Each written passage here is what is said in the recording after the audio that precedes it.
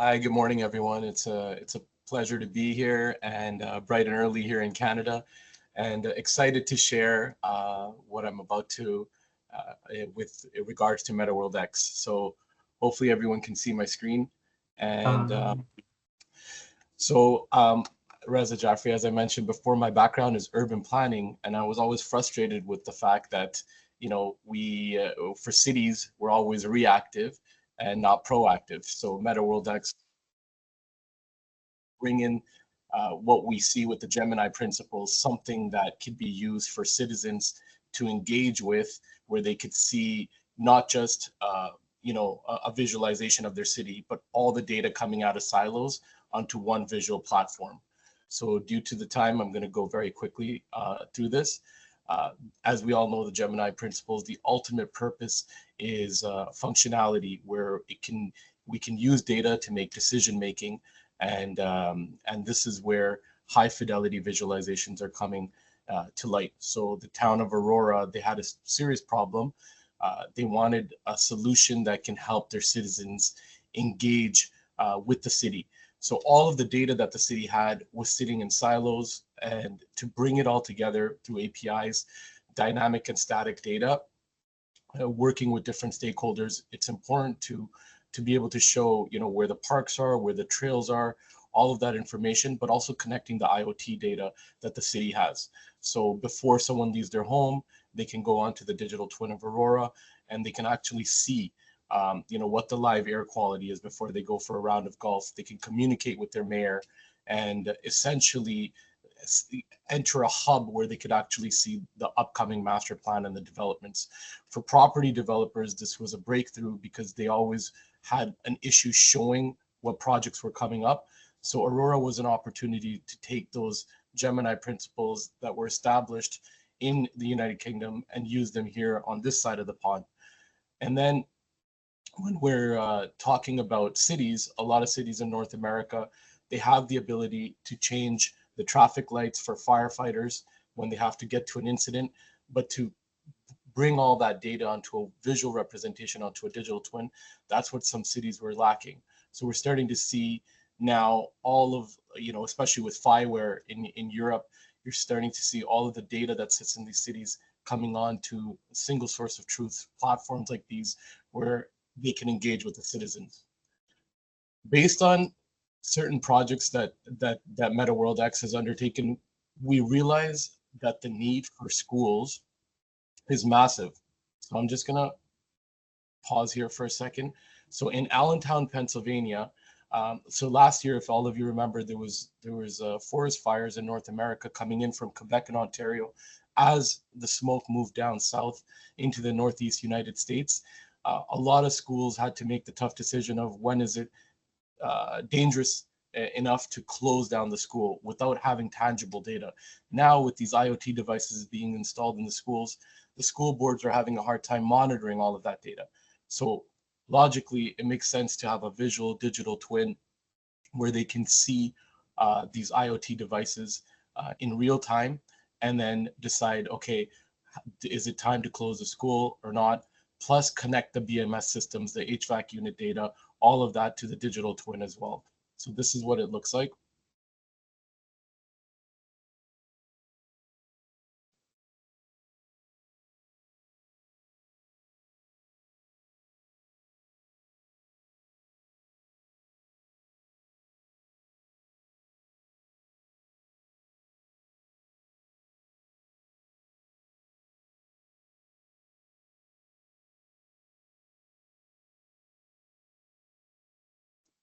And as you just saw their evacuation, so a lot of the projects that we've doing in the Middle East, they were asking us for real-time data on evacuation. So if we have the ability to see the IoT device data, you have the ability to take AI and help decide, okay, if an exit is close enough, does it mean that it's safe enough to evacuate? Not necessarily always the case, because it could be blocked, it could be impeded, there could be construction going on, etc.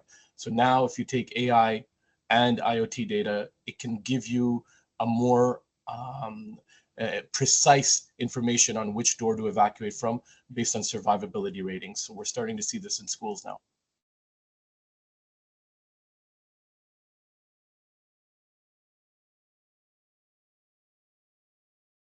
So that was an example of schools. And then very quickly, I wanted to show how this is working out in the Middle East. Many of you are familiar with some of the giga projects going on over there. So they have tons of data inside and outside of the buildings. So integrating, their 911 systems into a digital twin was a no-brainer, so that they have the location of the fire trucks, the police vehicles, all the emergency vehicles, the drones that are going to be sent out for surveillance. All of that visualization has to be integrated into the digital twin. They can even see how long it takes for them to answer a call inside the command and control center. And as many of you know, there's different camera companies sometimes working to integrate their systems into one facility or multiple facilities in one city. In this case, all 800 cameras were integrated successfully into the digital twin. What you're seeing is a specific area, but the entire city that's around this, all those cameras are integrated. The BMS was a breakthrough because for the longest time, all of the HVAC units and the systems were communicating, the access controls were communicating with the team on the ground, but they didn't have a way to manage it through the digital twin. So in December of 2024, that was achieved. And then, as you just saw, another example of evacuation. The air quality, so we realized that inside the building and outside the building, because of the sandstorms, there was a need for better devices. So we brought in a European partner to install their air quality devices for better real-time monitoring. And then with all of this data coming in, then after that is where you could start creating algorithms and systems for AI simulation. This is just an example of an island called Sindala, where they wanted to use digital twin technology and simulation to prevent intruders like pirate ships or rogue ships accessing the island from the Red Sea. So using real-time simulation and then how their authorities would basically tackle these problems. So these are some examples of how, the lessons that we're learning in the Middle East, we're bringing them back to North America, especially when it comes to, BMS integration into the digital twins. Thank you so much, guys. Really appreciate it.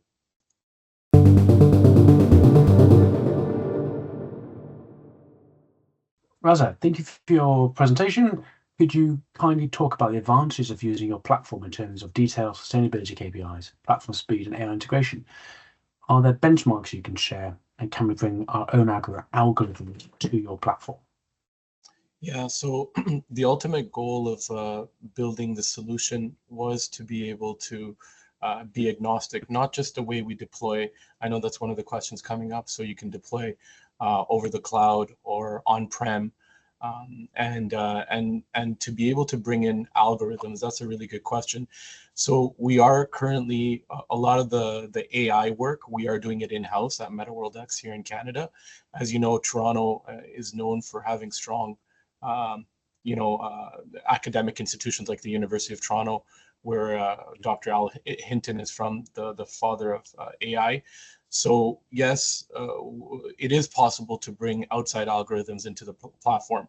And the other part of the question about the advantages of using a platform like the one that MWX, the dashboard that we provide here, it's the ability, agility, and accessibility. So the ability to build large-scale visualization systems from LiDAR scans, from AutoCAD files, that's becoming very important. The speed of that we do it. I've been doing this for over a decade.